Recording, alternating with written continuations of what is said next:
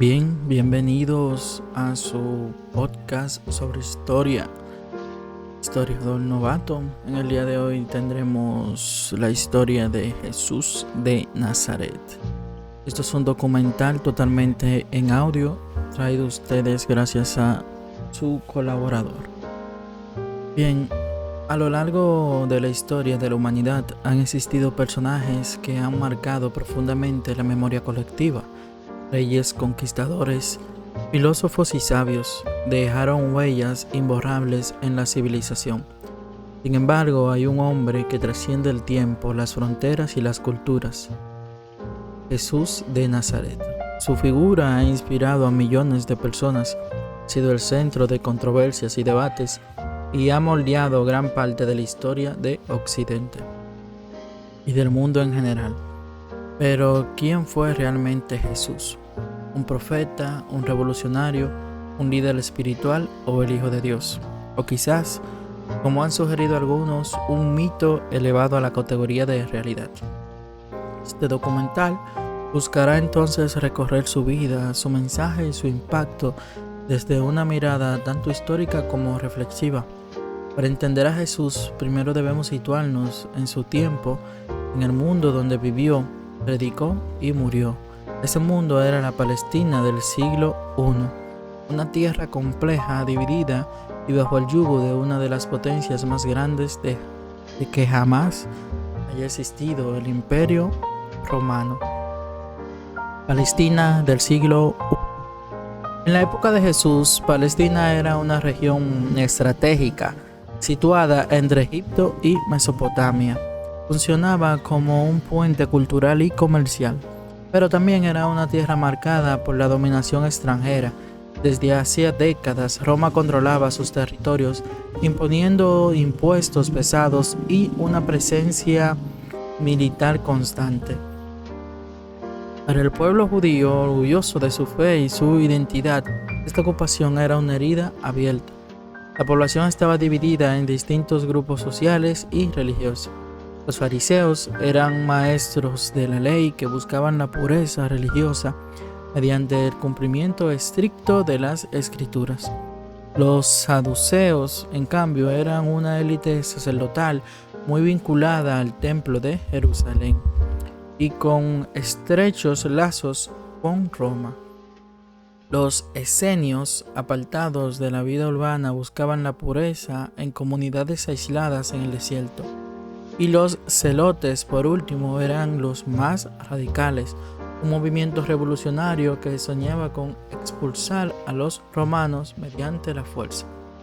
En medio de estas tensiones, la esperanza mesiánica estaba muy viva. Muchos judíos esperaban la llegada de un Mesías, un líder enviado por Dios que liberaría a Israel de la opresión y restauraría la grandeza del reino de David.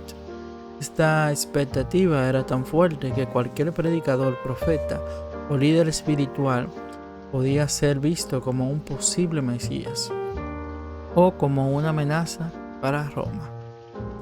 La vida cotidiana en tiempos de Jesús. La vida de los hombres y mujeres comunes en Palestina era dura. La mayoría eran campesinos que trabajaban la tierra para sostener a sus familias y pagar tributos tanto a Roma como a las autoridades judías.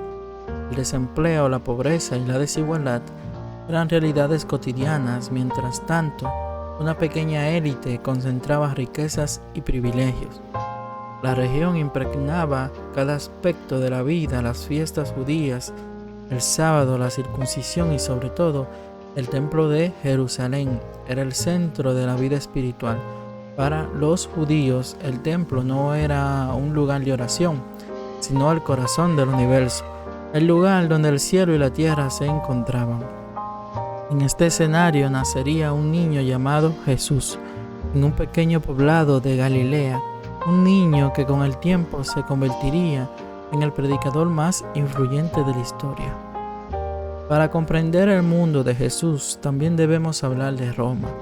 El Imperio Romano dominaba con mano firme, extendiendo su control desde Gran Bretaña hasta el norte de África, desde Hispania hasta Mesopotamia. Su poder se sostenía en tres pilares: su ejército, su administración y su capacidad para integrar diferentes culturas bajo la Pax Romana. Pero esa paz tenía un precio. Las revueltas eran aplastadas sin piedad, los impuestos eran asfixiantes y la justicia estaba siempre inclinada hacia los poderosos. En Palestina, el gobernador romano Poncio Pilato representaba esta autoridad implacable para los judíos. Roma era símbolo de opresión, idolatría y paganismo. La figura de Jesús surgiría en medio de esta tensión entre el deseo de libertad de su pueblo y el poder aplastante de Roma, un contexto explosivo que haría de su mensaje algo revolucionario. Jesús de Nazaret no nació en un mundo tranquilo ni estable. Su infancia y su juventud estuvieron marcadas por un ambiente de opresión, pobreza, expectativas religiosas y tensiones sociales. Este contexto será fundamental para entender sus enseñanzas y el impacto que tendrán sus seguidores. Pero, ¿por qué no se puede comprender al Jesús histórico sin comprender la Palestina del siglo I, ni su fe judía, ni la sombra constante de Roma? Y ahora que conocemos el mundo en el que vivió, nos adentraremos en la vida misma de este hombre que cambió la historia para siempre. Hablar de la infancia y juventud de Jesús de Nazaret es entrar en un terreno donde la historia, la tradición y la fe se entrelazan. Los evangelios muestran principales fuentes, ofrecen pocos detalles sobre sus primeros años. Sin embargo, esos breves pasajes han inspirado incontables reflexiones, leyendas y debates. ¿Quién fue aquel niño nacido en Belén? ¿Cómo creció? ¿Qué vivencias marcaron al joven que más tarde sería conocido como el Mesías? Según los evangelios de Mateo y Lucas, Jesús nació en Belén, un pequeño pueblo de Judea. El relato es conocido en todo el mundo. José y María viajaron desde Nazaret hasta Belén por un censo ordenado por el emperador César Augusto. Allí, en la humildad de un pesebre, nació el niño que cambiaría la historia. El nacimiento de Jesús está rodeado de simbolismos. Un pesebre, lugar donde comen los animales, se convierte en cuna de quien será llamado el pan de vida. Pastores, hombres sencillos y marginados, son los primeros en recibir la noticia de los ángeles. Hoy les ha nacido un Salvador, y más tarde unos sabios de Oriente conocidos como los magos llegan con regalos de oro, incienso y mirra, reconociendo en aquel niño a un rey. Sin embargo, este relato también refleja la dureza de la época. El rey Herodes, temiendo perder su poder, ordenó la matanza de los inocentes, la ejecución de todos los niños menores de 2 años en Belén. José y María, advertidos en sueños, huyeron con el niño a Egipto, convirtiéndose en refugiados para proteger su vida.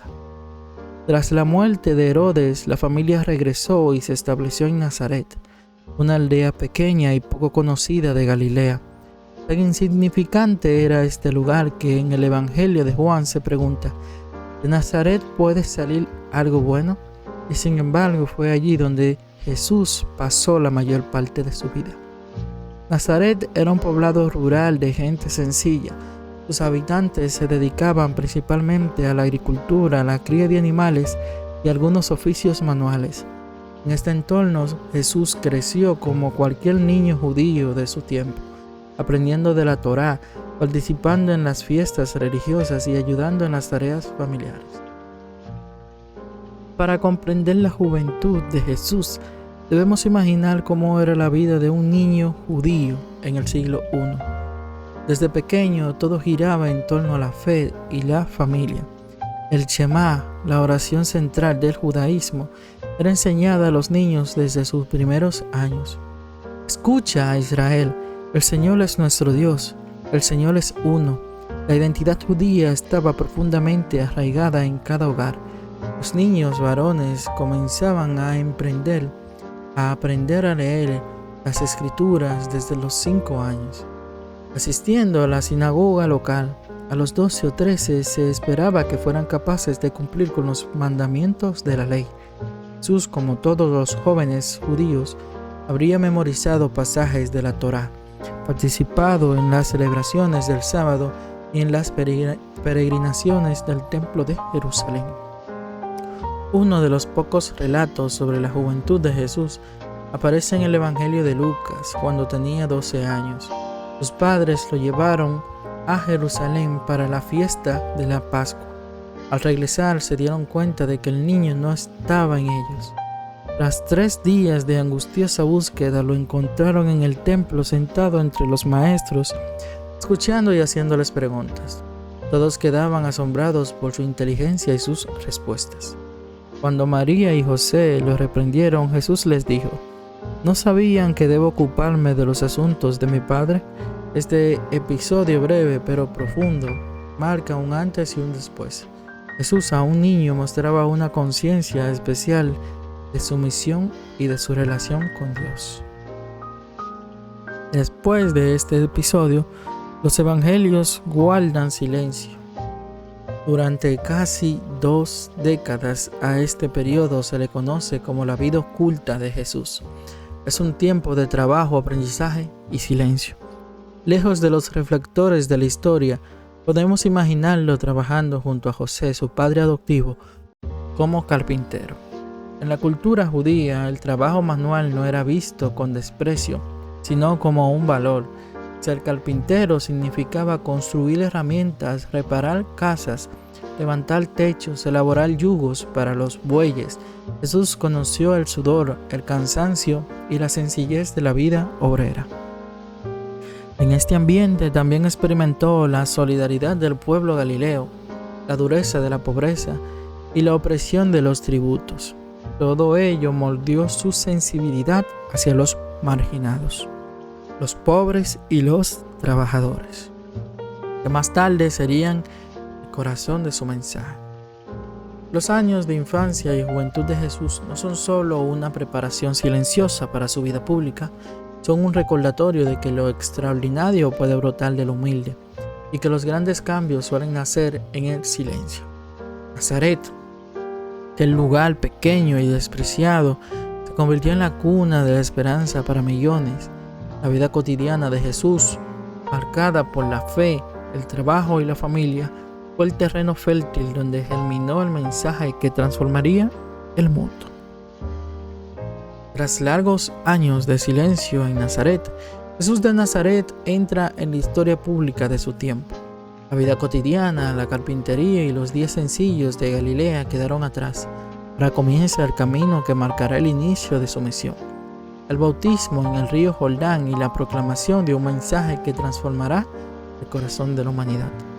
En las orillas del río Jordán apareció un hombre que atraía multitudes, vestido con piel de camello, alimentándose de miel silvestre y langostas. Predicaba un mensaje de conversión radical. Arrepiéntanse porque el reino de los cielos está cerca. Este hombre era Juan el Bautista, profeta ardiente y voz que clamaba en el desierto. Juan denunciaba con valentía los pecados de su tiempo. No temía señalar a las autoridades religiosas ni a los poderosos gobernantes. Invitaba al pueblo a un cambio de vida y como signo de ese arrepentimiento lo sumergía en las aguas del Jordán. Aquel gesto cargado de simbolismos representaba la purificación del alma y la preparación para la llegada del Mesías. En el encuentro en el Jordán, un día entre la multitud que se acercaba a Juan, llegó Jesús. No venía como maestro ni como profeta, sino como un hombre más, dispuesto a recibir el bautismo. Juan lo reconoció de inmediato y se resistió. «Soy yo quien necesita ser bautizado por ti, ¿y tú vienes a mí?». Pero Jesús respondió con serenidad: «Dejad que se cumpla ahora toda justicia». Sí, en las aguas del Jordán, Jesús se sumergió marcando el inicio de su misión. Y en ese instante los evangelios narran un acontecimiento trascendental. Los cielos se abrieron, el Espíritu de Dios descendió en forma de paloma y una voz se escuchó: «Este es mi Hijo amado, en quien me complazco». Este momento no fue solo el inicio de su misterio, sino la confirmación de su identidad. Jesús, el carpintero de Nazaret, fue revelado como el Hijo de Dios, el Mesías esperado. Tras el bautismo, Jesús no volvió inmediatamente a predicar. Según los evangelios, fue conducido por el Espíritu al desierto. Allí permaneció 40 días y 40 noches, en ayuno y oración, un tiempo de prueba, soledad y confrontación. En ese lugar árido donde el hambre y la sed se hacían insoportables, apareció la figura del tentador, Satanás. Lo desafió en 3 ocasiones. Primero, le sugirió convertir las piedras en pan, apelando a la necesidad física. Jesús respondió: no solo de pan vive el hombre, sino de toda la palabra que sale de la boca de Dios. Luego, lo llevó al pináculo del templo y le dijo: si eres hijo de Dios, lánzate abajo, porque está escrito que los ángeles te sostendrán. Pero Jesús replicó: no tentarás al Señor tu Dios. Finalmente lo llevó a una montaña alta y le mostró todos los reinos del mundo, ofreciéndoselos a cambio de adoración. Jesús los rechazó con firmeza. Al Señor tu Dios adorarás y solo a Él servirás. Y entonces el tentador se apartó. Este episodio refleja más que un relato simbólico. Es la victoria del Espíritu sobre la tentación del poder, del orgullo y de la riqueza. Jesús inicia su misión no desde la ambición, sino desde la fidelidad a Dios. Superada la prueba del desierto, Jesús vuelve a Galilea, la tierra de su infancia y juventud. Allí comenzó a reunir a sus primeros discípulos, hombres sencillos que se convertirían en pilares de su misión, pescadores del lago de Genesaret, trabajadores que conocían la dureza de la vida, fueron llamados a seguirle. Las primeras palabras de Jesús, según el Evangelio de Marcos, fueron claras y directas. El tiempo se ha cumplido, el reino de Dios está cerca. Arrepiéntanse y crean en la buena noticia. Así comenzaba una predicación que no buscaba conquistar territorios ni imponer leyes, sino transformar corazones. Entre los hombres que se encontraron con Jesús estaban Simón, llamado Pedro, y su hermano Andrés, que echaban las redes en el mar. Jesús le dijo: síganme y los haré pescadores de hombres. Inmediatamente dejaron sus redes y lo siguieron. Luego llamó a otros 2 hermanos, Santiago, Juan, hijos de Zebedeo, quienes también dejaron su barca para seguirlo. A lo largo del tiempo, Jesús reuniría 12 discípulos, un número simbólico que evocaba a las 12 tribus de Israel. Con ellos iniciaría un nuevo pueblo fundado no en la sangre ni en la política, sino en la fe y la fraternidad. El bautismo en el Jordán, el desierto de la tentación y el llamado a los primeros discípulos son más episodios aislados. Representan el inicio de un camino que cambiaría la historia. Jesús no eligió el poder, la riqueza ni la gloria humana. Eligió la humildad, la fidelidad a Dios y la compañía de hombres sencillos. Su mensaje comenzaba a resonar no en el palacio, no en palacios ni en templos fastuosos, sino en las orillas de un río, en las arenas del desierto y en las aldeas de Galilea. Así nació una revolución espiritual que marcaría a la humanidad para siempre. El mensaje de Jesús no se quedó en palabras. Su vida estuvo acompañada de gestos concretos que impactaron a quienes lo rodeaban. Milagros, curaciones, expulsiones de espíritus y enseñanzas cargadas de sabiduría fueron el corazón de su misión. Jesús no solo habló del reino de Dios, sino que lo hizo visible, palpable, presente en medio de la gente. En la tradición judía, los milagros no eran vistos como simples prodigios para impresionar. Eran señales, signos visibles de la acción de Dios en la historia. Jesús comprendió esto profundamente. Cada curación, cada multiplicación, cada gesto extraordinario no era una demostración de poder, sino una invitación a descubrir la cercanía del reino de Dios. Cuando sanaba a un ciego, mostraba que Dios abre los ojos del corazón. Cuando liberaba a un endemoniado, revelaba que Dios rompe las cadenas del mal. Cuando multiplicaba los panes, enseñaba que en Dios siempre hay abundancia. Cada milagro era un mensaje espiritual, un signo de esperanza para los necesitados. Uno de los aspectos más llamativos de los evangelios es la manera en que describen las motivaciones de Jesús. Una y otra vez aparece una palabra clave: compasión. No actuaba para ganar prestigio, sino porque se conmovía en sus entrañas. Al ver al enfermo, al hambriento, al excluido, su corazón se movía a favor de ellos. La compasión de Jesús lo llevó a tocar leprosos, algo impensable en la mentalidad de su tiempo. Lo llevó a hablar con mujeres marginadas, como la samaritana junto al pozo. Lo llevó a sentarse a la mesa con pecadores y recaudadores de impuestos, desafiando las normas sociales y religiosas. Para Jesús, el amor de Dios no tenía frontera. Entre todas sus enseñanzas, el sermón de la montaña ocupaba un lugar central.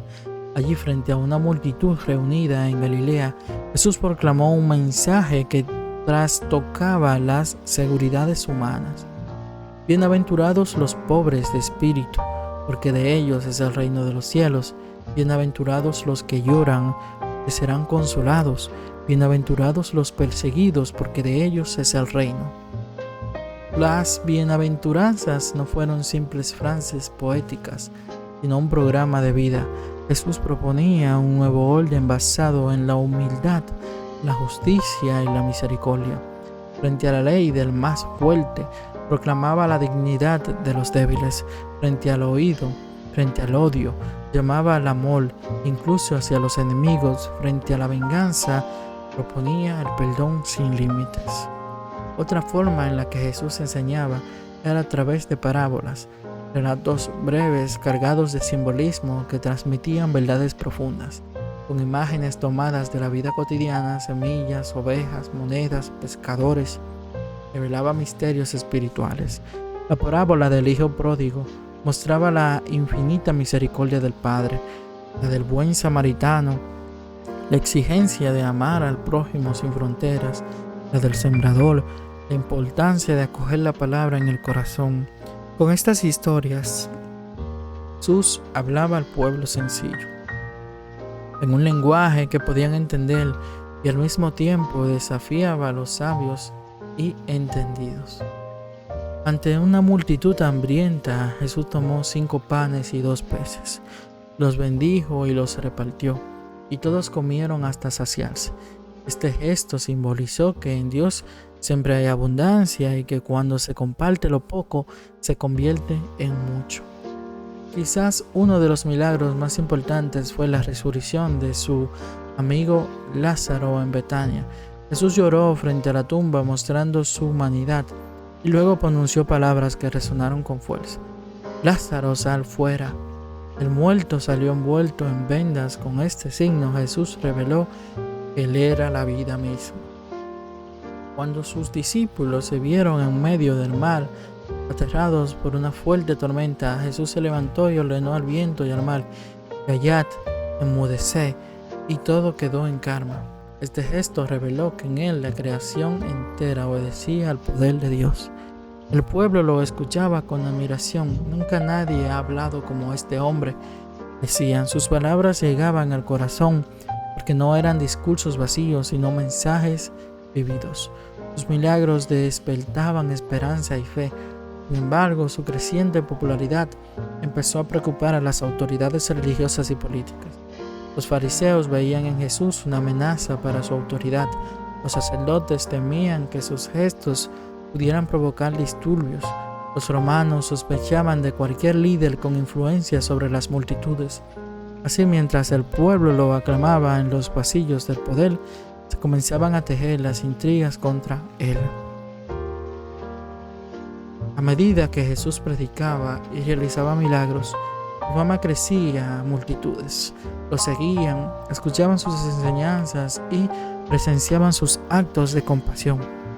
Sin embargo, con la admiración del pueblo también llegaron la desconfianza y la oposición de las autoridades. La tensión entre su mensaje revolucionario y el orden establecido marcarían los últimos días de su vida. Los fariseos y saduceos comenzaron a ver en Jesús una amenaza a su poder y a su interpretación de la ley. Jesús desafiaba normas religiosas establecidas, hablaba con mujeres, tocaba leprosos, curaba en sábado. Cada acto, aunque motivado por compasión, era considerado por ellos como una violación de la ley y del orden social. En varias ocasiones, los evangelios narran debates públicos entre Jesús y los maestros de la ley.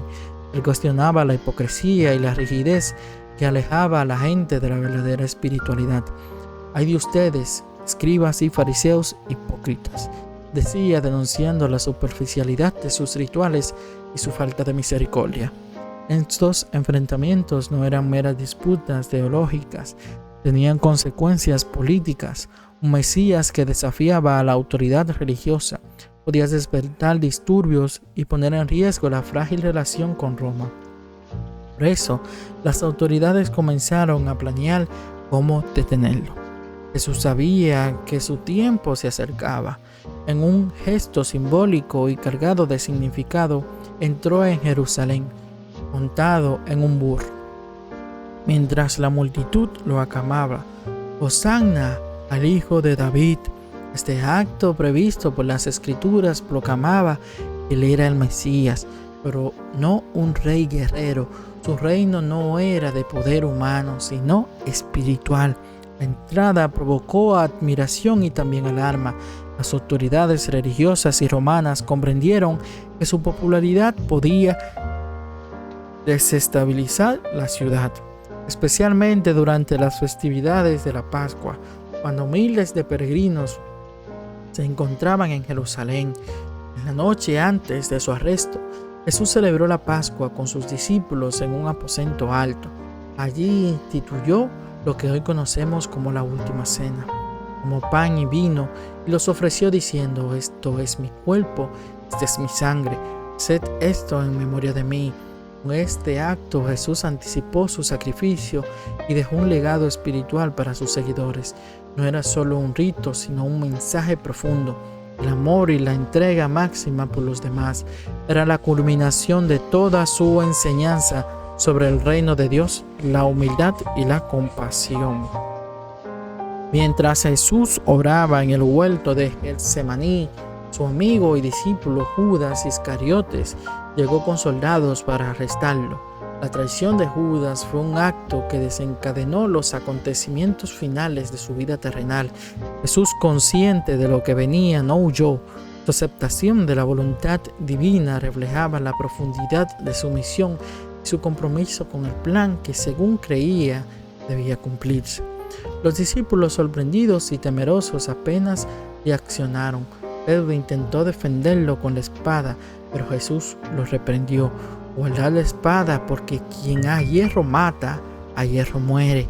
Su respuesta mostró nuevamente que su lucha no era con armas, sino con la verdad, la fe y la justicia. Después de la traición de Judas, los acontecimientos se precipitaron. Jesús fue arrestado y llevado ante las autoridades judías y romanas. Su destino estaba sellado y el mundo se preparaba para presenciar un evento que marcaría la historia de la humanidad para siempre. Jesús fue llevado ante el Sanedrín, consejo religioso judío. Allí lo acusaron de blasfemia y de proclamarse hijo de Dios, un título que desafiaba la autoridad religiosa establecida. Los testigos que presentaron sus cargos eran inconsistentes y la mayoría de las acusaciones carecían de fundamento. Sin embargo, el juicio cumplió su objetivo: justificar su entrega a las autoridades romanas. Durante el interrogatorio, Jesús permaneció sereno y firme. No se defendió con argumentos humanos, sino que mantuvo su mensaje de obediencia a Dios y de paz. Sus palabras y actitud solo aumentaron la tensión entre él y los líderes religiosos. Al no poder ejecutar a Jesús por sí mismos, los líderes judíos lo llevaron ante Poncio Pilato, el gobernador romano. Pilato era consciente de la inocencia de Jesús, pero se enfrentaba a un dilema político: mantener la paz en Jerusalén o permitir que un predicador popular agitara a las multitudes durante la Pascua. Los evangelios narran un diálogo memorable. Pilato le preguntaba: ¿eres tú el rey de los judíos? Jesús responde: Tú lo dices. Pilato, sin ver amenaza real, intenta liberarlo, proponiendo la liberación de un preso como era costumbre durante la festividad. La multitud, incitada por las autoridades, pidió la liberación de Barrabás, un criminal, y la crucifixión de Jesús. Finalmente, Pilato cedió a la presión para lavarse las manos ante la responsabilidad. Pronunció las famosas palabras: «Inocente soy de la sangre de este hombre, allá vosotros». Jesús fue condenado a muerte por crucifixión, un método romano reservado para los peores criminales, obligado a cargar su propia cruz hasta el Gólgota, un lugar fuera de Jerusalén. El camino estuvo lleno de sufrimiento, humillación y dolor físico. Durante su trayecto, Jesús mostró nuevamente su humanidad y compasión a las mujeres que lloraban. Les dijo: «No lloren por mí, lloren por ustedes y por sus hijos». A Simón de Cirene, obligado a ayudarlo, le permitió ser parte de un acto de solidaridad y servicio. Cada paso reflejaba el mensaje que había transmitido durante toda su vida. El amor, la paciencia y el perdón, incluso en medio del sufrimiento. Al llegar al Gólgota, Jesús fue crucificado junto a los ladrones, clavado en la madera, expuesto al sol y al escarnio. Sus palabras finales reflejaban tanto su humanidad como su espiritualidad. Padre, perdonadlos porque no saben lo que hacen. Sus últimos momentos estuvieron marcados por la entrega, la oración y la aceptación de su destino. La crucifixión no fue solo un acto de ejecución, fue un símbolo del sacrificio y del amor incondicional. Representaba la confrontación entre el poder opresor y la verdad. Mientras los soldados y la multitud observaban, el hombre que predicó la compasión y la justicia mostraba hasta el último instante su mensaje de amor universal. Después de horas de agonía, Jesús expiró. Un centurión romano, testigo de su entrega y calma, exclamó: «Verdaderamente este hombre era hijo de Dios». Sus discípulos, atónitos y desconsolados, vieron cómo su maestro era bajado de la cruz y colocado en un sepulcro cedido por José de Arimatea. La muerte de Jesús no fue el final de su historia. Para sus seguidores, marcó el inicio de un legado que transformaría vidas, sociedades y culturas. Su crucifixión simbolizó el precio del amor, la fidelidad a Dios y la esperanza frente a la injusticia. La muerte de Jesús en la cruz no fue el final. Para millones de creyentes fue solo el inicio de un acontecimiento que transformaría la historia. La resurrección más allá de la fe. La resurrección simboliza esperanza, renovación y la victoria de la vida sobre la muerte. Tras la crucifixión, Jesús fue colocado en un sepulcro nuevo, sellado con una gran piedra. Los seguidores estaban dispersos, temerosos y desconsolados. Los evangelios narran un ambiente de tristeza y desconcierto. Todo parecía perdido. El maestro al que habían seguido había muerto como un criminal y su movimiento corría el riesgo de desaparecer. El sábado transcurrió en un silencio profundo. Jerusalén vivía la Pascua, mientras en secreto sus discípulos trataban de comprender lo sucedido. Ese tiempo de incertidumbre representó no solo el dolor humano, sino también la espera de algo mayor que estaba por ocurrir. El domingo, al amanecer, algunas mujeres fueron al sepulcro para ungir el cuerpo de Jesús. Sin embargo, al llegar, encontraron la piedra removida y el sepulcro vacío. Según los evangelios, un ángel les anunció: «¿Por qué buscan entre los muertos al que vive? No está aquí, ha resucitado». Este anuncio se convirtió en el núcleo de la fe cristiana. La resurrección de Jesús no solo fue interpretada como un milagro, sino como la confirmación de su mensaje trascendía la muerte. El Jesús histórico se transformaba en el Cristo resucitado, símbolo de la vida eterna y redención. Después de la resurrección, los evangelios narran varias apariciones de Jesús a sus discípulos. Primero se apareció a María Magdalena, quien lo reconoció cuando la llamó por su nombre. Luego a los discípulos reunidos mostrándoles sus heridas como prueba de que era real. A Tomás, que dudaba, le dijo: «Pon tu dedo aquí y mira mis manos, no seas incrédulo, sino creyente». Otra narración relata su encuentro con 2 discípulos en el camino a Emaús. Allí Jesús compartió el pan con ellos y al partirlo reconocieron quién era. Estas apariciones no solo reafirmaron la fe de sus seguidores, sino que les dieron la convicción de que el mensaje de su maestro debía continuar. Antes de ascender al cielo, Jesús encomendó a sus discípulos una misión: llevar su enseñanza a todas las naciones, conocida como la Gran Comisión. Este mandato fue el origen del cristianismo como religión universal. Jesús los llamó a bautizar, a enseñar, a transmitir su mensaje de amor y justicia más allá de Jerusalén. Este llamado significaba que el movimiento de Jesús no quedaría encerrado en un grupo pequeño de seguidores, sino que se abriría al mundo entero. Sus palabras trascendieron fronteras, culturas y lenguas. Más allá de la interpretación religiosa, la resurrección de Jesús representaba un símbolo universal: la esperanza frente al sufrimiento, la posibilidad de un nuevo comienzo, incluso después de la derrota más dolorosa. En la afirmación de que la vida y el amor son más fuertes que la violencia y la muerte, históricamente la fe en la resurrección fue el motor que dio origen al cristianismo. Sin esta convicción, probablemente el mensaje de Jesús se habría apagado con su muerte. En cambio, sus seguidores encontraron en la resurrección una certeza que les dio fuerza para enfrentar persecuciones, incomprensiones y desafíos. El legado de Jesús de Nazaret trasciende el tiempo y las fronteras. Para algunos es el Hijo de Dios resucitado, para otros un maestro de sabiduría moral y espiritual. En cualquier caso, su influencia es innegable. Sus palabras han inspirado movimientos de justicia social, reflexiones filosóficas y transformaciones culturales.